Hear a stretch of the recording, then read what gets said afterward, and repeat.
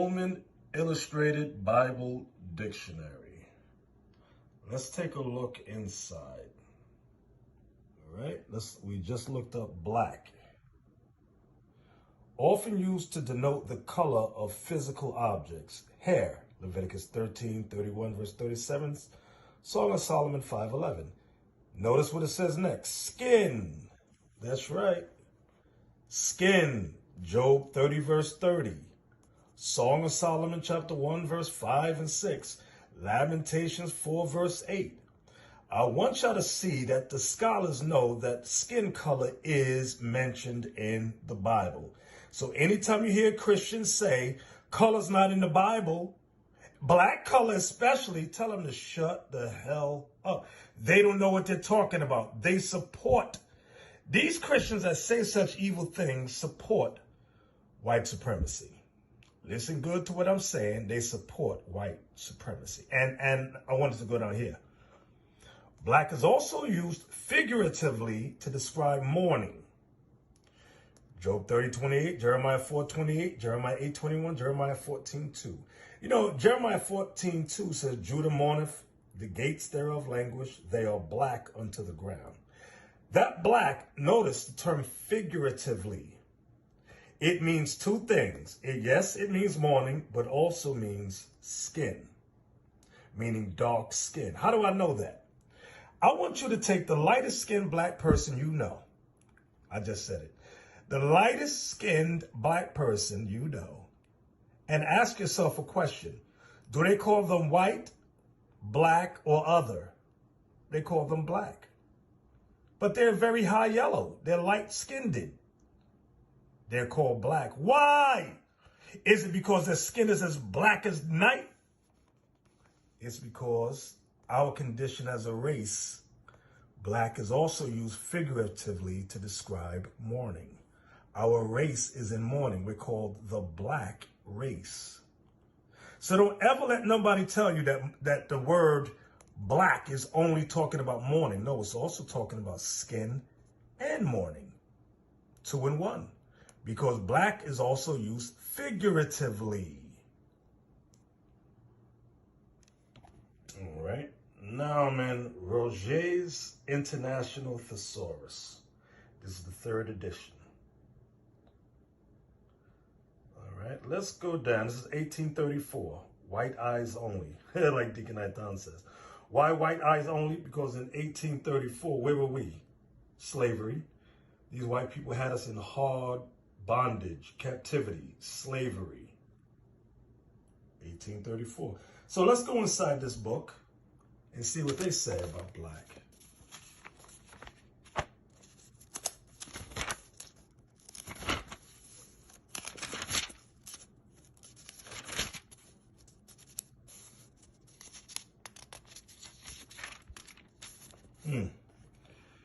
Right there. 7. Negro, colored person, black, blackamoor, Jim Crow slang, darky, Sambo, ebony, the image of God. Wait a minute. Do y'all see that? Do y'all see it? Come on. Do y'all see that? Do you see it? The image of God. What's the image of God? Negro. Do y'all see that? Number 7. Negro, colored person, black, blackamoor, Jim Crow, slang, darky, Sambo, ebony. The image of God.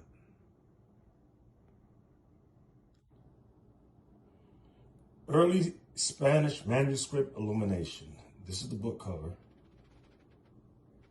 Now let's go inside the book to discuss this picture here. All right. We're going to plate 8A. Notice what it says. I highlighted it. Christ, whose darkened flesh tones now give him an almost negroid cast. Y'all see that? Let me zoom in on that. That part right there. Almost negroid cast, meaning they're trying to say he might look black, but he's not black. And a lot of Christians go with this word. See, it says almost. But listen, we ain't stupid. Let these Christians die in a lake of fire with their slave master. This is the image they're discussing. That's Christ in the center. They're the cherubims on the side, and the angels around. So many times they like to say and lie and say, oh, there was a fire, and that's why the skin tones got burned up. So the skin tone got burned up, but not the yellow wings, not the yellow sleeves, not the green halos, and not the background. The fire just jumped, boom, boom, boom, in their hands, right, and their feet. The fire just jumped on there. I tell you, Christians are evil. Evil. Thank the Lord he woke us out of that spell. I mean, Christ almost looks Negroid. He is Negroid. He's black. Look at that. That looked like a black man to me. With black hands and black feet. Here's plate 9A, 9B. Goliath's challenge. The Philistines stood on a mountain on the one side and Israel stood on a mountain on the other side. Let's look at the Philistines and let's look at Israel. Okay, this guy's really big here. So by looking at this, I can tell this is supposed to be Goliath. Black, brown skin. These are the Philistines. Black, brown skin. And these are the Israelites. Black, brown skin. Let's zoom in on the Israelites. Do y'all see that? Do y'all see that? Black, brown skin. Here's Revelation 12:1. The great dragon with 7 heads. Let me count. 1, 2, 3, 4, 5, 6. Oh, 7's down there. 7 heads and 10 horns. And a woman clothed with the sun and the moon under her feet. And 12 stars around her head. 1, 2. Wait, let me start here. 1, 2, 3, 4, 5, 6, 7, 8, 9, 10, 11, 12. 12 stars, which represent the 12 tribes of Israel. Look at the woman. That's a black woman. The great red dragon is after her. Let's go across to the angels. Look at the Lord on the throne, black. Do y'all see that? Do y'all see that? Look at the angels. Now something happens when the color changes. These people are thrown into the lake of fire. They're radically more lighter than the angels. With a demon down here in a lake of fire. Heads. I wonder who. So again, there's God on the throne with the angels. He's giving instructions, black. There's no ifs, ands, or buts. And these are old. These are painted in 900s, okay, in Spain. All right, this book is called Our Living Bible. All right, let's go inside. I'm on page 254. Do y'all see this here? Painting from Dura Europa's 3rd century AD. So this is about 200 AD. This is the first known painting of Christ. Healing the man, telling him to pick up his bed and walk. I want y'all to look at how they painted Christ in the year 200s, in the 200s. Black. Ain't no ifs, ands, or but about it. He's a black man pointing at this man, this other black man, to get out of his bed. And the man picks up his bed and walks.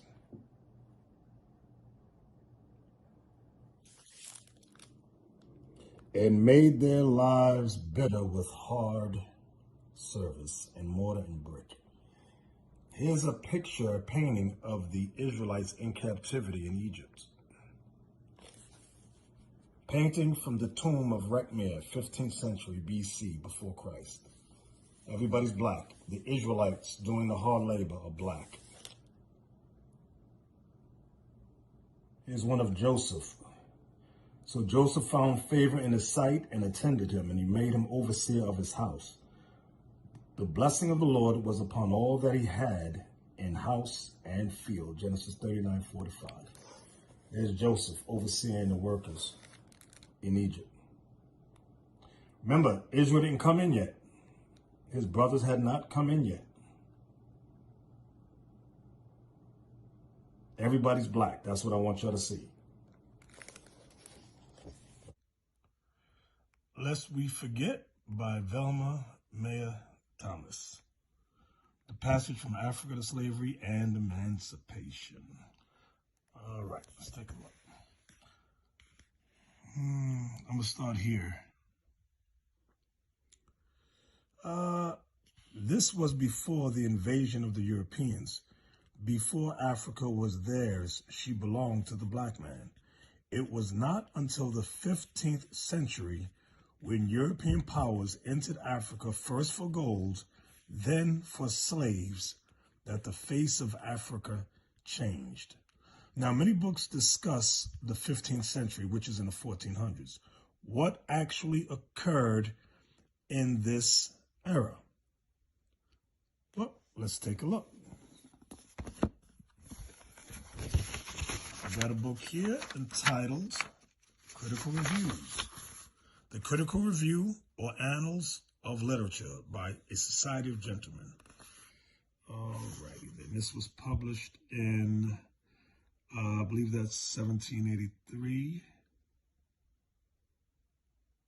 Was that 1883? Let's go inside the page. 140. All right, I'm on page 140. Let's start here. Pope Nicholas V and that famous bull. When it talks about bull, it's talking about a papal bull or papal bull, which was an edict, which was above the king. Pope Nicholas V and that famous bull, by which he granted the unknown world to the Portuguese and Spaniards, expressly permitted and ordered the Christians to reduce all infidels into slavery. This was the beginning of the transatlantic slave trade. Let me say it again. This was the beginning of the transatlantic slave trade. The Christian church orchestrated the slave trade. Okay, it was Pope Nicholas V. All right, let's go down. Professor Sprengel divides the history of the Negro trade carried on by Christians. Wait. The slave trade was carried on by who? Christians, into two principal periods. The first from 1443 to 1645, and the second from 1645 to the present day, present times. The first period is the time of its increase, during which not only its founders, the Portuguese, but the English, the Dutch, and the French dealt in Negro slaves, though chiefly for the use and consumption of the Spaniards and the sugar and tobacco plantations in the Brazils. During the latter period, these four nations were obliged to share that trade with the Swedes. Okay, now, you see the Dutch there. I showed you the clip, or I'm going to show it to you, whichever, in that movie called Them, how the Dutch was in America and did the cruelest things to us. These are all Christians, mind you. All right, let's move over. I'm going to jump over to here. Pay attention. King John II in 1492 expelled all the Jews to the island of St. Thomas. That's Africa. St. Thomas is Africa. Island of St. Thomas is on the west coast of Africa, which had been discovered in 1471, and to other Portuguese settlements on the continent of Africa. So the Jews which were black was kicked out of Spain and Portugal and sent to Africa. And from these banished Jews, the black Portuguese, as they are called, and the Jews in Luango, that's Africa, who are despised even by the very Negroes, are descended. So we're all descended of one black race, okay? But one group of us were called the Jews, and we kept the commandments, and the rest of us did not keep the commandments, okay?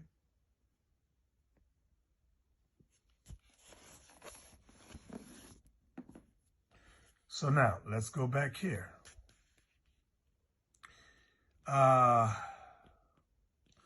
Before Africa was theirs, she belonged to the black man. It was not until the 15th century, that's the 1400s, when European powers entered Africa, first for gold, then for slaves, that the face of Africa changed. Let's take a look. This was how Africa looked in the 1400s.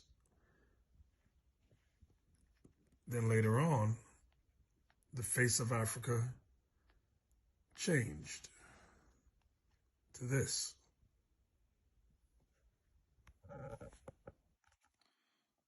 The changing face of Africa, the Africa before the slave trade and Europe's colonial invasion, looked quite different than the Africa of today. Let's look at that again. This is how it used to look. This is what it looks like today. Okay.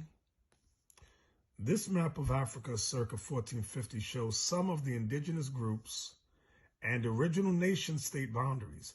The Africa of the 20th century reflects European boundaries drawn in the 1800s during Europe's partition of and scramble for Africa. You can Google scramble for Africa. They'll show you all the European nations that were in attendance and who wanted what, how Africa was divided up amongst Edomites. They all took a part.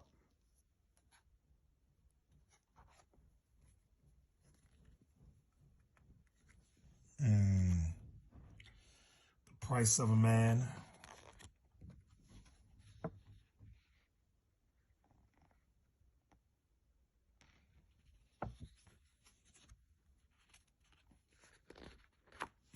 These were the Arabs in Mecca.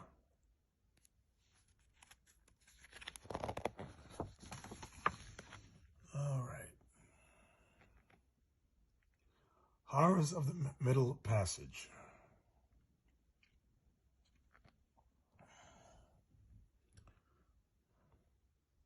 This is Deuteronomy 28, verse 68, about your sons and daughters, about our people going into slavery on ships. We shall go into Egypt again with ships. Deuteronomy 28, 64. Here is a slave ship.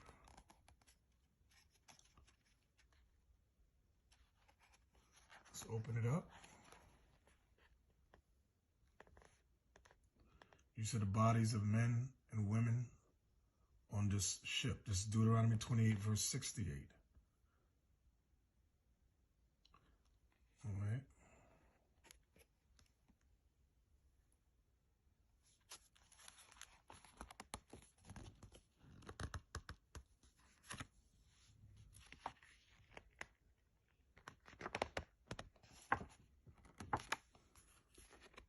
The auction. Again, that's Deuteronomy 28, 68. You can see in the background a man, woman, and child being sold. Cash for Negroes. This is all Deuteronomy 28, verse 15 through 68.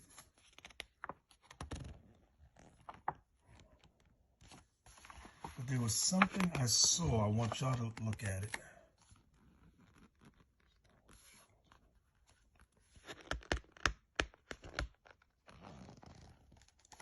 Oh, this is it. To make a slave.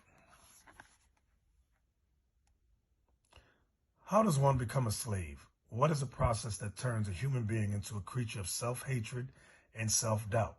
Someone fully controlled and in fearful awe of another? Slaveholders developed a system. It was called seasoning. You ever hear these Christians talk about this is your season? You dumb black Christians. It was called, I'm here, seasoning. It was a process under which strong men and women were broken, stripped of their dignity, and tortured. Seasoning was a brutal system, a system that remade men in an image pleasing to their oppressor. I want you to see that. It made us in the image pleasing to their oppressor. It rewarded good behavior and punished bad behavior. It turned captive men into things, their captives into beasts. The wise slave master never took seriously the belief that my people were natural-born slaves. He knew that African men and women fresh from the continent had to be broken in, forced to accept a subservient position. Slaves could never be trusted fully. Men wanted to be free. If slavery were to work, if strong men and succeeding generations were to wear the yoke of bondage, Deuteronomy 28:48, their psychology would have to be altered. Let's read that part again. Let's zoom in right there. I want y'all to see it. Their psychology would have to be altered. That means changed. Our state of mind would have to be changed. They would have to be made to believe that they were innately inferior and accept slavery as their natural condition. The seasoning process was neither quick nor easy. It took months, years, generations to break my people's spirit. Slaveholders knew the process was essential. Without it, the slaveholding regime would fall. The seasoning began shortly after the arrival of a new shipload of enslaved Africans. Most planters selected trusted slaves, those who had already been successfully conditioned to train the new arrivals. Seasoned slaves taught seasoned slaves taught the novices the rudiments of plantation life and how to survive in the cruel new world. They taught them to communicate, to use the tools, to greet white men with lowered eyes. They taught them their new names: Wilsons, Dewberries, Rays, Dobson, Young, Washingtons, Franklins. They taught them their new names and made sure they understood the new culture and its values. They soothed new arrivals, shielded them as best they could from violent overseers, and tried to explain how they would never again be free, never again return to the country of their birth. They convinced the novices, the beginners, that compliance was in their best interest, that rebellion would result in death. New arrivals were not the only ones to undergo this conditioning. Each generation underwent a series of psychological and physical tortures to make them stand in fear. You can't make this stuff up. Here's an example. This is why people accept white Christianity, or white supremacy, so wholeheartedly. And they fight against the Israelites who try to free their mind, their spirit, from the yoke of bondage. Black men and black women have become their own worst enemies today, fighting against the truth that God is black, Christ is black, the angels are black, and that's right, the 12 tribes of Israel are black. And we went into slavery because, according to Deuteronomy 28, verse 15 through 68, we broke the commandments of God and were made to suffer a life of bondage and oppression and slavery.